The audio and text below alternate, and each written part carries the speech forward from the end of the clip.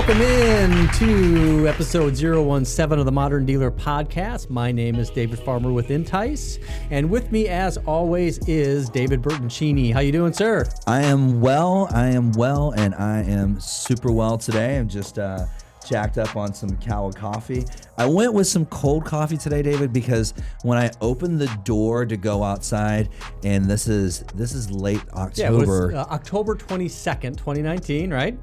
Yes. Yeah. And in Florida, of course, we're in the Tampa Bay area. When I opened the door, it was the equivalent for those to understand what the Florida heat feels like. When you open the dryer, when like you've halfway dried your clothes and that wet heat comes out, that's what it felt like this morning when I walked outside. And I was like, yeah, I'm not getting hot coffee today. I'm still going to go with some cold brew. It's almost like when you get a pair of jeans out of the dryer and you didn't let the cool down cycle go first, and you put them on, and then the inside of that button gets burns you. And burns you. That's what it feels like, right? Oh, man, it was just the heat is ridiculous. Of course, we just had a tropical storm hit us over the weekend, so that's where it all derives from. So had the old Kawa Nitro cold brew, and that will coincide with my Nitro cold brew, actually. Spooktacular, since we're in the Halloween era here. Going with some my scary socks there, the eyes of the spooky eyes to kind of keep up with the spooktacular Halloween theme I got going on here for the last 2 weeks of October. Yep, October 22nd. It's hard to believe we're already this far into 2019, rolling into 2020. October, of course, for me, for coffee, I did finally bring in the pumpkin spice Starbucks. So maybe after the recording, you will have to get yourself a cup. This is pretty good. Maybe on the break. I will upgrade to that here as soon as I burn through the nitro. Yep. It nitrates me. And so talking about getting into 2020 and beyond, today's episode, we are going to talk about one of our most favorite topics here at the Modern Dealer Podcast is digital retailing. So, as I was preparing the information for this episode, which we kind of do week to week, so just to let everybody know that when we create our topics, we try to keep something that's very topical at the time. We don't make a determination until usually over the weekend, because we record on Tuesdays, we release it on Thursdays. So Friday over the weekend, we'll email back and forth. And anyway, so on Friday, I received in the mail here at the office the DrivingSales Dealership Vendor Buyer's Guide. And as I was paging through it, just looking at different pieces of information, it's mostly full of advertising, and it is including some information about different products. And I think they do a really good job of being a good resource for dealerships, for vendors. But as I got towards the back, I saw that there was an article about digital retailing, and there's some really good information that I thought would be great for us to share. So if you as a dealership don't have access to this, I think you can log on to DrivingSales and maybe find this article. I couldn't find it online, so I actually scanned it in. I sent it to you, so you're able to read it beforehand.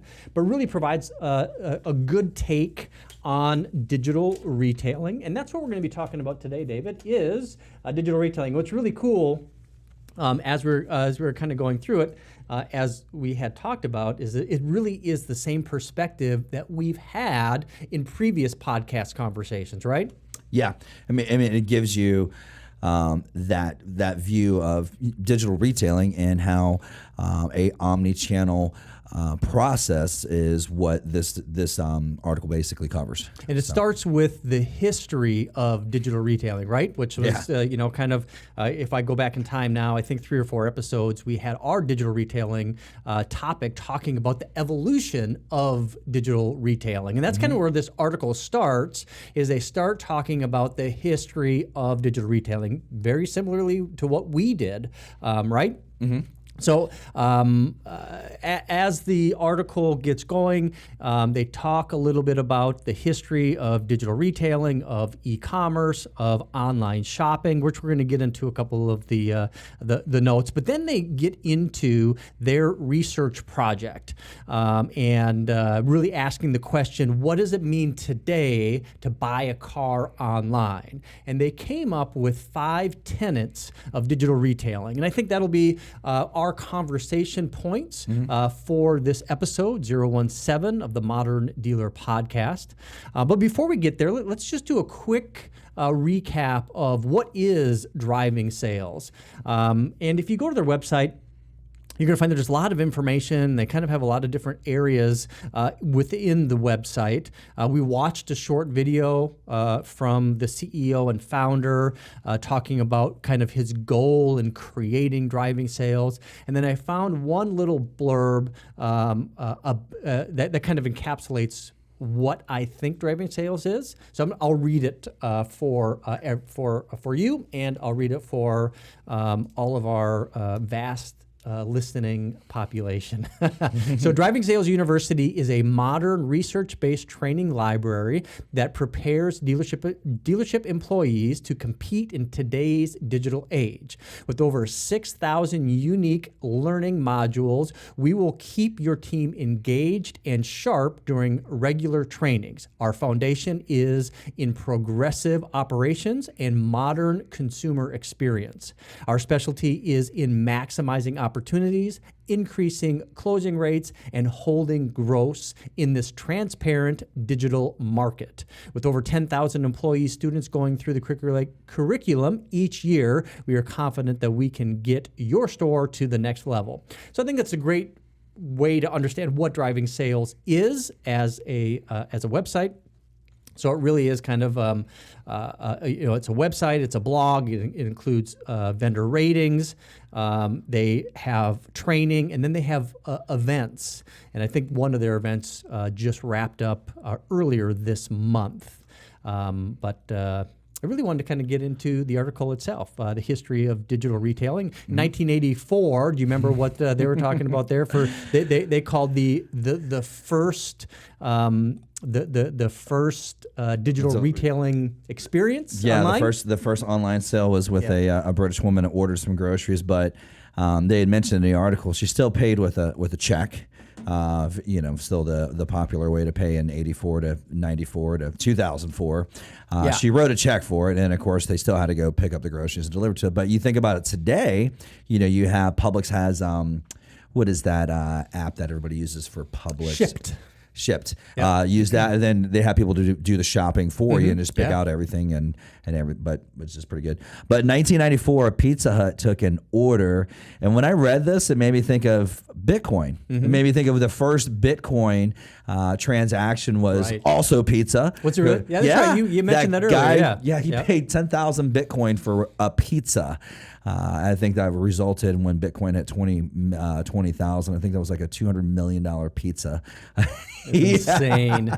Yeah, he bought a $200 million pizza. I'm like, man, I'm going to just thinking back to that. But 1995, Amazon got into our digital retailing space. Then, of course, our man, from Tesla? PayPal, Tesla. Yep. Yes, so Elon Musk there started with PayPal in 1998. So sold that off to eBay. One of the things when you first came into the Modern Dealer Podcast studio today, I was looking and hunting around for something, and what I was actually looking for is behind you is my computer from 1994. So it's a MacBook. A PowerBook, a Macintosh PowerBook. Before they called it MacBooks. It's a PowerBook from 1994. Really not able to get that device online. There really wasn't an online back then in 1994. You could plug in a serial modem, and you could get on, I think at 14.4 or 28.8 as far as the speed. Right. So you'd have to plug into a phone line to be able to get online. And then, early days, I think you might be able to get onto some sort of broadband. But what I was looking for was the power outlet for that. So I was going to plug it in and show the Modern Dealer Podcast, what computers look like in 1994. It is a working machine. I had it working last year. So maybe on some future episode, we'll look at it. Did you order a pizza in 1994 on I that did thing? not. You could I have. did The not, Pizza Hut yeah. was taking orders back then on there, and then you could have got on Amazon in the following year. Yeah. Just and still in 1995, you'd still have to pay by check to Amazon because there was no PayPal. Yeah, no PayPal, no. They made it take probably a credit card back then, but you had to pay by check. It's just crazy reading back to all these, the beginnings of all these different companies and how things, as far as the beginnings of digital retailing. Yep. And this goes right back to what we've talked about before. So I started working at that Toyota dealership in 1996. You started in 1998. I moved down here to Florida from the Midwest and opened up a used car dealership in 1993. So, I mean, all of these things were just really starting to take off. I mean, computers were definitely a thing. I mean, I remember, I want to say, I was 10 or 12 years old when I was exposed to my first computer, which is a PC. And then 1992, I think I bought the predecessor to that machine, which looks a whole lot like this machine over here, which is probably like a 1990 Mac SE. Yeah, it is pretty crazy to think about how much things have changed. Totally.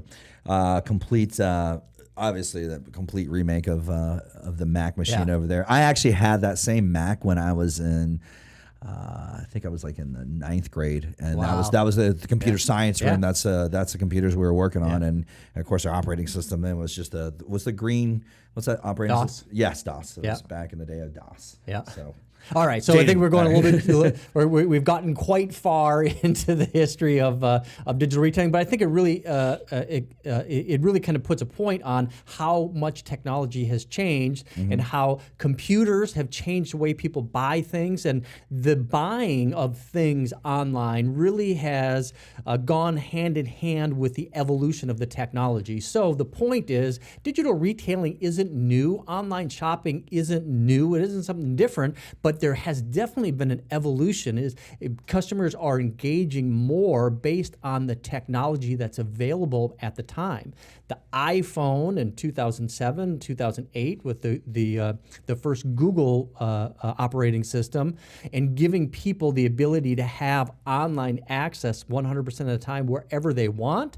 That started also an era of digital retailing. One of the cool things I did like about the concept of this article is they do talk about the first, second, and now moving into the third era or third generation of digital retailing. So I like that concept. So era number 1 being 84, 94, 95, 98. Era 2 being the introduction mid-90s with the introduction of the iPhone and mobile internet, right? It actually goes with generational digital retailing trends, because if you look at this chart here, it shows the boomers, the Gen X's, and the millennials, and you can just see just like they're I received a trade-in value online. The millennials were more towards doing it versus the boomers weren't. I'm comfortable sharing financial information. Yep. The newer generations are more comfortable sharing that. And of course, the boomers were not.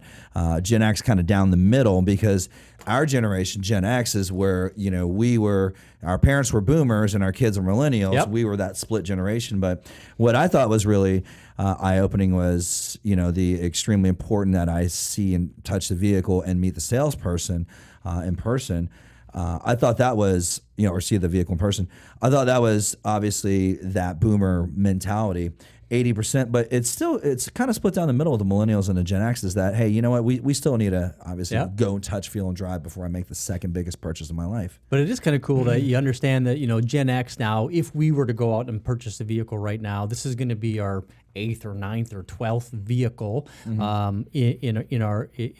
our purchase experience. And millennials, they're getting into maybe their second or third vehicle, and they find it more important to see and touch the vehicle than we do from a Gen X standpoint, because really, I mean, most of the time we're buying or maybe just a newer version of a model that we've had previously. So we understand that, yes, it's a Toyota, yes, it's a Honda, or whatever it is that you're purchasing, what to expect. Right. So we're more comfortable in purchasing the vehicle, maybe without touching it, and doing the whole deal, walking in and taking delivery of it, or having it delivered to us. That split down the middle, though, with them touching it. I mean, you think about us, we've never bought an EV vehicle. True. Which I've not. Well, you've owned one, Yeah. but I've not owned an EV vehicle. Yeah. But somebody purchasing a Tesla. I mean, that's pretty much split down the middle. And of course, the boomers still having that. Hey, they like a face-to-face interaction with the vehicle and the purchase process. But I mean, it completely makes sense just based upon how the generational divides. Yeah. How people were raised. Yep. So that's very cool. So a couple of the other touch points before we get into the actual 5 tenets of digital retailing as laid out in this article. We'll just chat about this real quick, and then we'll take our first break. So in this graph that I'm sharing right now, we'll share it up on the podcast as well. Touch points completed online as customers became more aware and comfortable with digital retailing. Online vehicle purchases touch points will continue to increase. So they asked the question, during your most recent purchase experience, which did you complete online versus on your next purchase, what do you think that you would plan on completing online? And you look at the different pieces of the process from receiving the final price from the dealership, receiving a price on your trade-in from the dealership, calculating, securing financing for your vehicle, purchasing aftermarket products or accessories, completing the financial forms or paperwork, and then finally accepting delivery of the vehicle. Of course, we're seeing kind of across the board an increase between 25 to 45% on that next purchase. But what I thought was cool about this is it really laid out the touch points that should be included in a dealership's digital retailing process. So if you really want to get a good idea of what pieces should be part of your digital retailing process, it kind of lays it out right here. Price, trade, payment, financing, F&I products, paperwork, and then test drive or delivery. And the huge spread between that bottom line represents what they've just did, the recent purchase, and that top line, because they both are like in dark colors. So the bottom line is the blue, the top line is the black. But I mean, people are 25% of the time are more comfortable just trying to save time by doing the process online. Purchasing aftermarket products and accessories, your financial paperwork, being able to purchase a warranty and gap insurance and everything like that. I see that being a tremendous increase on the back end for a dealership to be more profitable that way, to picking up that back end sale. If somebody knows about it before they get to the dealership versus trying to, 3 days later trying to keep a deal together because the customers are trying to unwind out of gap. Yep. Just something silly like that. But what a huge difference it is that, people say, next time I buy a vehicle, I'm definitely going to try to complete as much paperwork as I can before I get to the dealership because everyone, they value their time tremendously. And those pieces right there that you just kind of outlined, David, I think is where there is opportunity to make some process changes within the dealership to align with what customers are willing and wanting to do online, which I think is where we're at with this whole idea of the modern era of digital retailing for dealerships is that, we have this computer power that's available right now. There's a lot of different technologies. We offer a technology deal maker that allows a customer to complete these shopping experiences online and really tie that online experience into the dealership showroom. So I think that's what we're going to talk about when we get into the 5 tenets of digital retailing as we get into the second segment of the Modern Dealer podcast. We'll be right back.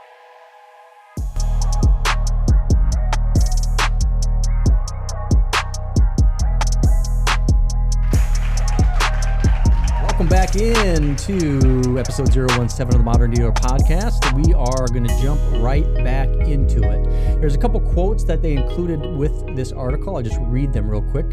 First one is so this is Elizabeth, right? So this is Elizabeth, somebody that is fully or mostly online in their last purchase. She says, we did look at their ad, their inventory, and other dealers' inventory while we were sitting in front of our salesman. We were both sitting in front of him on our we were both sitting in front of him on our phones, looking at other dealers' ads and inventory to see if they had the color and options we wanted. The reason I grabbed this and put it in this article is it reminds me of the omni-channel study that Google did like 5 years ago. We featured it in a couple episodes, so I've talked about it. And what it really reminded me of is how people are utilizing their mobile devices as personal digital assistants. So what we think about digital retailing at home, right? I think we have this perception that a customer is on some type of online device, whether it's a laptop, tablet, or a mobile phone. They're sitting at home and they're shopping online. And then they complete whatever they want. And then that's the at-home part of digital retailing. And then they come into the dealership showroom, and then they start engaging with the customer. So it's like this. That's step one. This is step two, and that's how we need to think about our digital retailing process. But the reality is, it's not that. The reality is, it's anywhere a customer can and will engage in the car shopping experience. That might even be right there at the dealership, sitting, right across the desk from a salesperson, right? And said, "How rude of Elizabeth to do this!" Right? It's like being on a It's like being on a date and you're on Tinder. They're like, I'm swiping right, just trying to see if there's a better deal here than you, Mr. Date Guy. But yeah, I mean, right before I got out of retail, customers were doing this back in 2016. So, and that was I was taking my exit out of retail, but customers were sitting there. Smartphones weren't moving that fast, so they would bring their iPad and they're sitting there.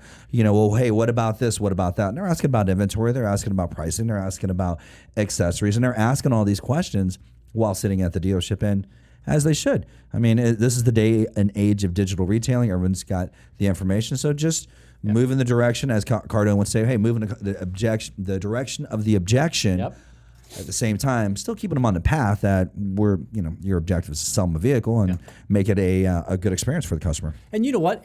As we're talking about this, I think that there are some conversations that need to be had in the digital retailing space.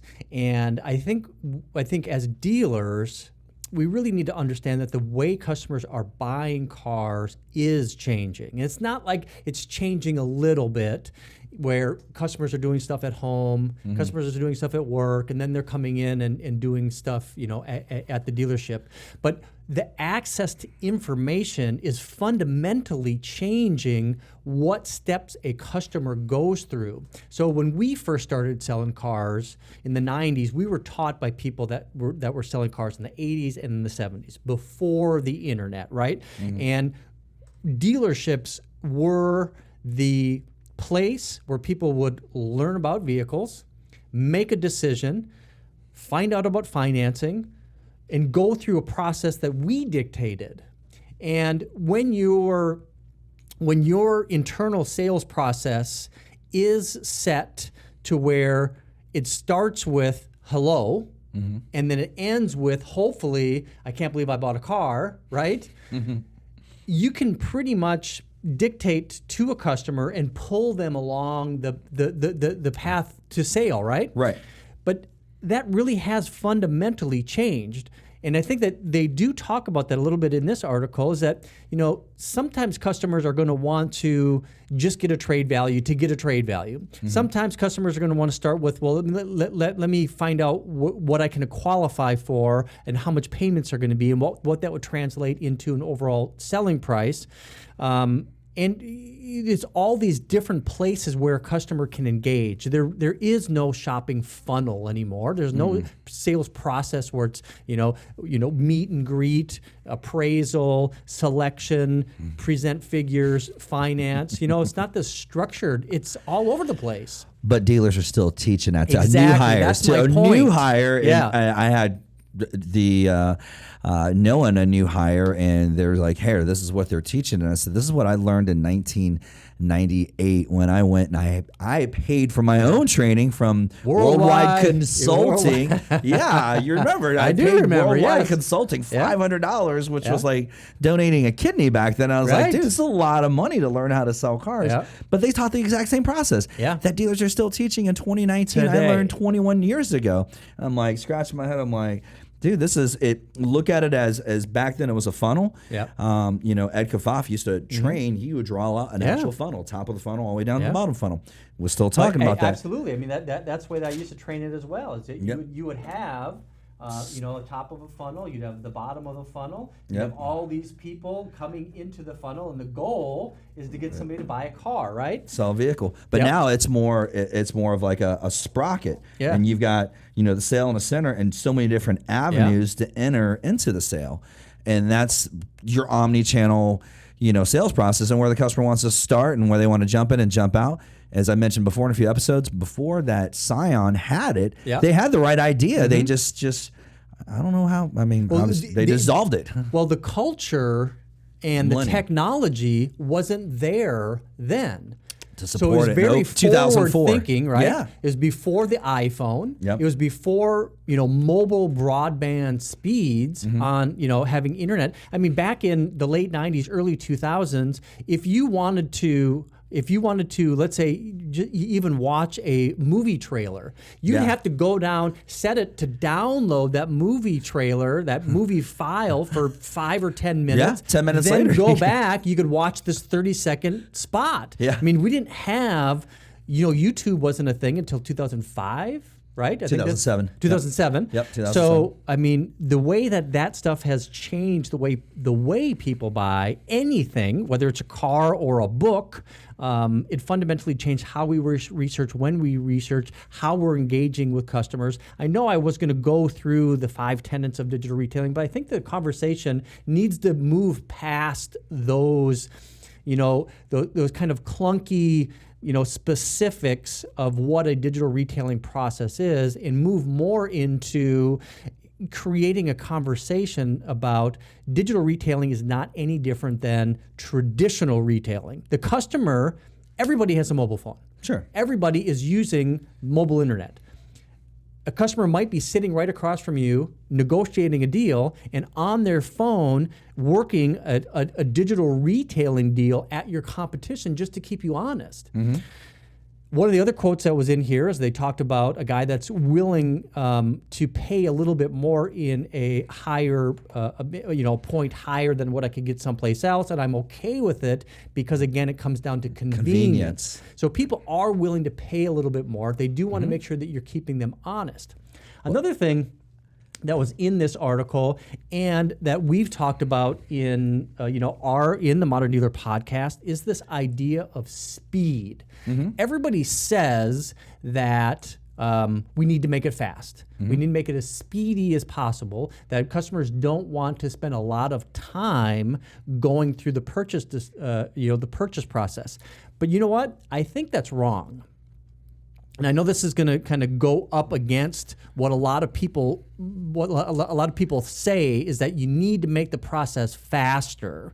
And I don't think it's all about speed, but I think it's more about making it how the customer wants it.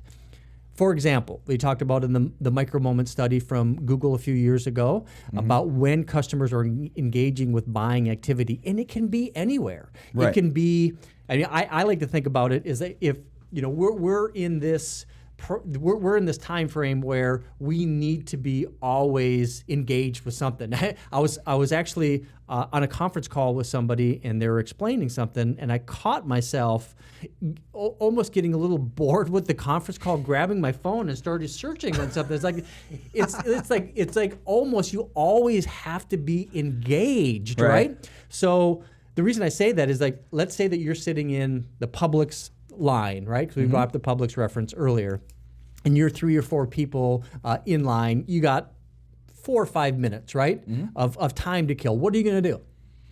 Are you just get gonna on your phone, or you're gonna get on your phone? Well, me, right? of course, I'm going to buy the thing sitting right there. I'm picking up some Reese's. I'm getting the Inquirer. I'm catching up on my Inquirer. Inquiring minds want to know, but no, you're going to get on your phone and you're going to make the best. And then if you're in the market for a vehicle, you're thinking you're in the market for a vehicle, that's a perfect time where you might go to, you know what, I've been thinking about maybe looking at that, that new Toyota Camry, or that new Supra, or whatever you're thinking is a good vehicle for you. You might just pop up and Google, 2020 Camry, pull it up, and you start doing research right there. And you look at pictures. Maybe you go to a dealership's website. You get to an SRP or a VDP. I mean, you can engage in digital retailing right there for 2 minutes. Especially if the lady in front of you is writing a check still. Yeah.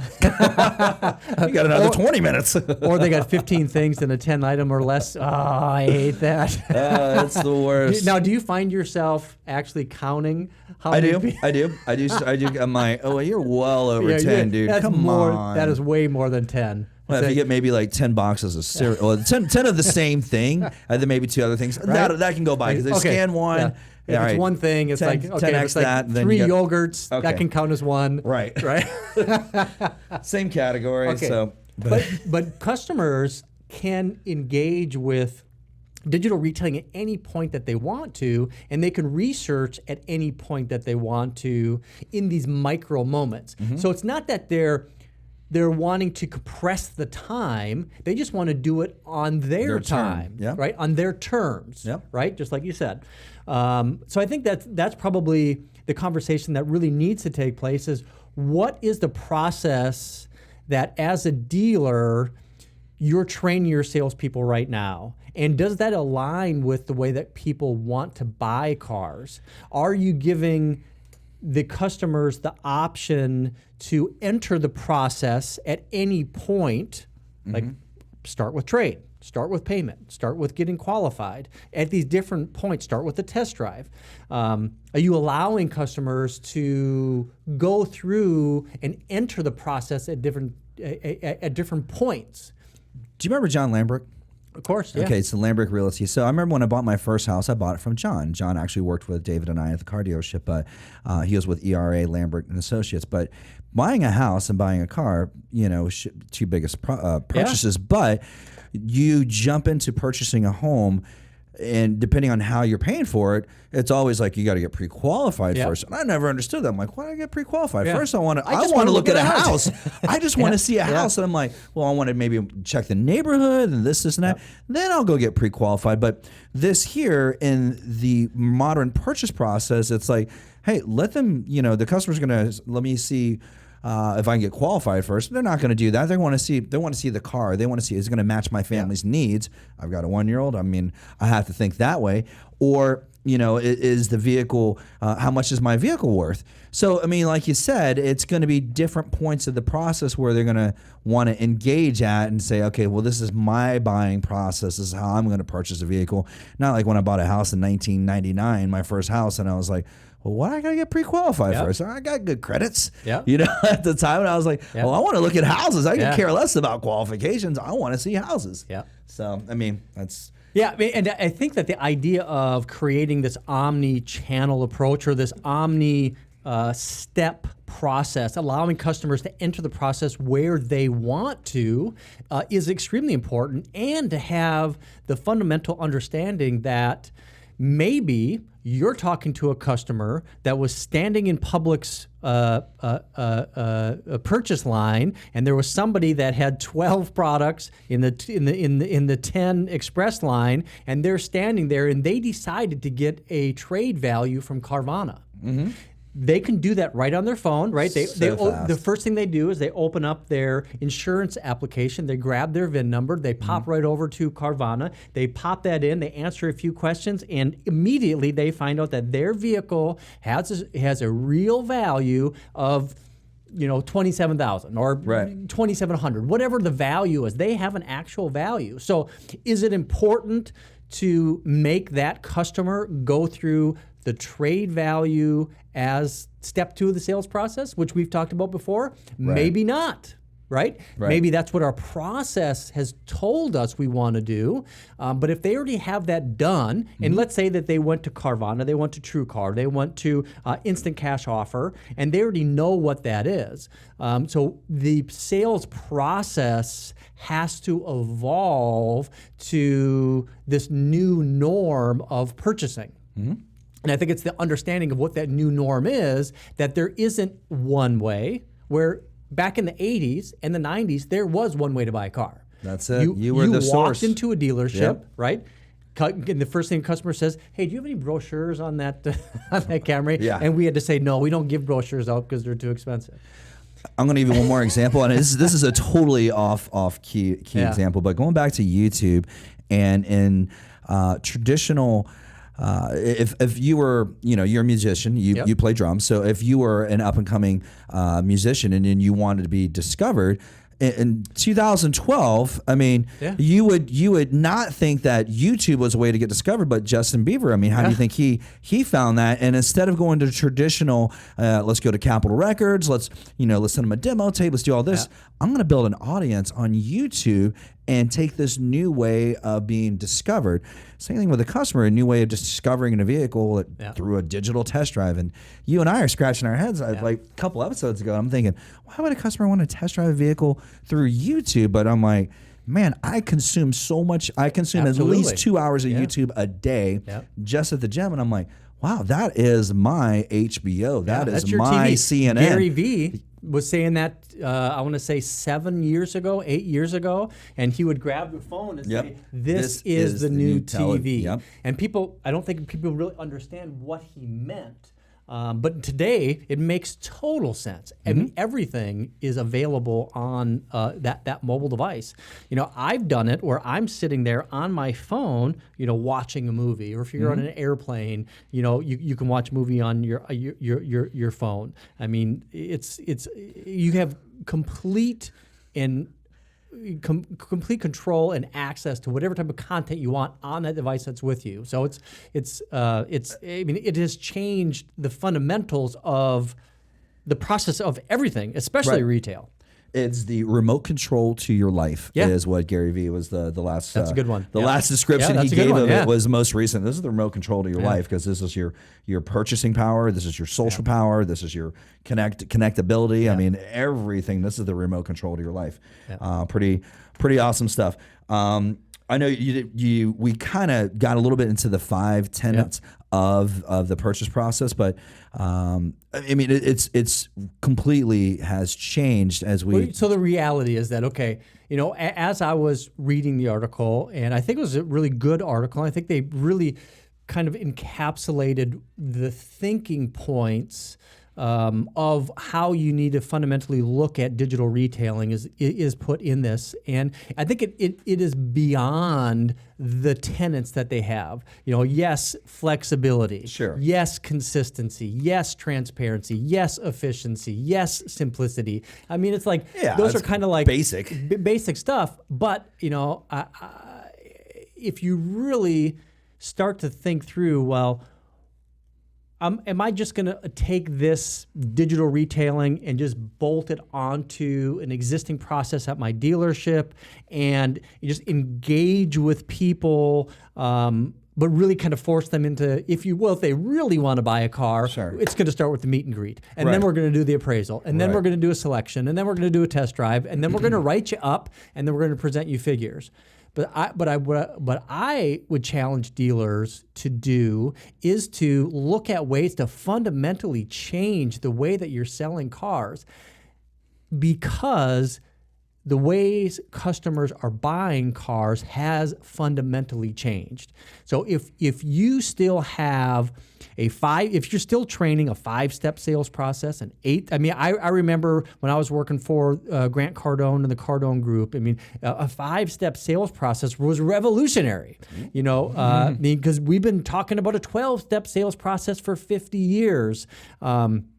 And we want to simplify it. We want to make it easier. But now, as we move into 2020, I think the big understanding is there is no funnel. There is no steps. A customer can enter in at any point, and your process needs to be able to assist with this. And I think, if you think about it, everybody likes to think, what is Apple doing from a retail experience standpoint? What's Tesla doing from a retail experience standpoint? And it really is being more reactive to the way the customers are engaging with you and being there to be a product/process expert to help facilitate that sale.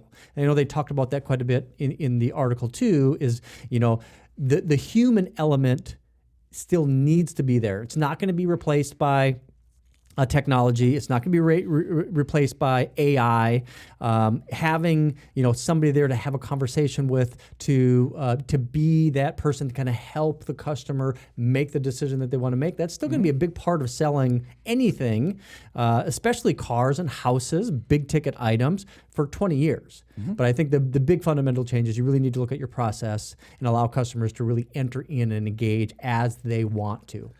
So every time I sold a family member a vehicle, it was a different process for my family and friends than it was the customer walking in through the front door, the customer coming in online. It was a completely different process because, before they even came to the store, I would already give them, okay, this is how much the vehicle is going to be. Send me your credit information. Yep. Okay, I already got you qualified. Your loan's approved already with Southeast Toyota. Your trade value. Send me some pictures of your car.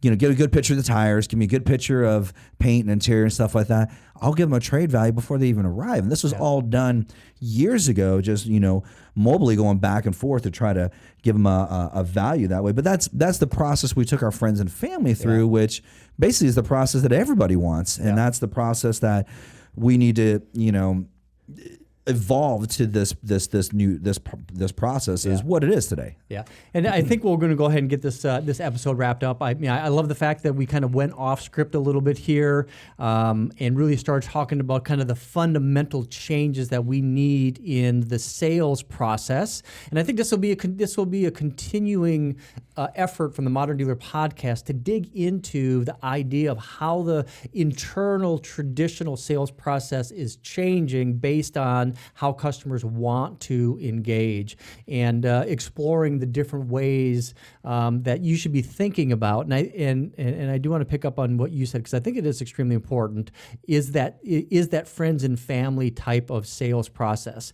And I think that a way a dealer can really incorporate that to all his salespeople is really fundamentally looking at becoming process experts.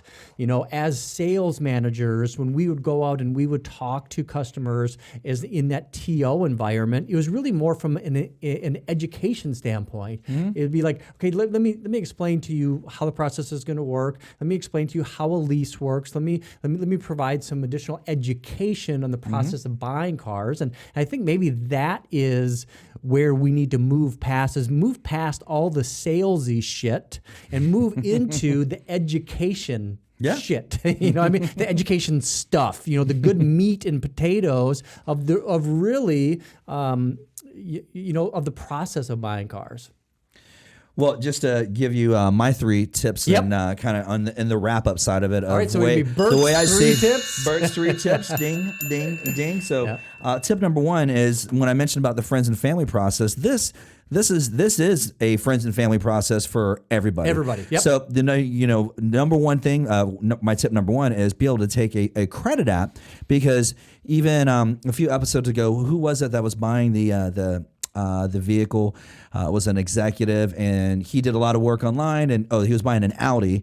What episode was that? That was so long ago, but it doesn't feel like Alfa Romeo? Yes, he was buying Alfa Romeo, and he did some of the process online, but they got to the dealership, nothing had transpired over there. So being able to take a credit app online, number 1. Number 2, price transparency. I'm on dealerships' websites all the time, and I'm seeing, as a vendor, I'm like, you couldn't get a price instantly on a vehicle without having to give some more information that people just are not. They're like, hey, I don't want to give that information. I get that price from a third party versus sitting there going through your website to try to get a price on a vehicle that's in stock. And of course, trade values, being able to be transparent with that trade value that, hey, the credit app I did was received by the dealership. The price that I got when I saw online when it came to the store is the exact same. Nothing changed, no surprises or anything like that. And of course, trade values. An opportunity to try to make up some of these losses is on the trade values, but then, doing maybe the two values like Grant Cardone says, like, hey, actually we could pay you more than we told you online versus, if these items were repaired, but this is the actual cash value based upon our inspection we completed, just like we mentioned online, being that transparent. So I'm always trying to play devil's advocate and try to be on both sides of the fences, the dealer side of the fence and the customer side of the fence. They have to be profitable. We have to have ways to make profit built in. We need to figure out a way to keep it transparent at the same time. Transparency doesn't mean no profit. Transparency should mean profitability in a way that customers are understanding and willing to pay a little bit more, which they are for a process. We know that, right? Yeah, and it'll make sense to the customer when you show them like, hey, this is exactly what we said. And as we discussed, the vehicle is going to need some tires, alignment, detail, and it smells like a McRib inside of there. All right. So did we get through all three of your tips? All three of the tips. It was the credit apps, the price transparency, and of course the trade value transparency. Bing, ding, ding. All right. And in that, and the dings just reminded me we forgot to cover ding number one. And since you are listening to us on iTunes and was also subscribing to us on YouTube, be sure to subscribe and hit notifications. Ding. And also follow us on the Facebook group and engage with us, and also go to the moderndealerpodcast.com. And on that note, that's a wrap.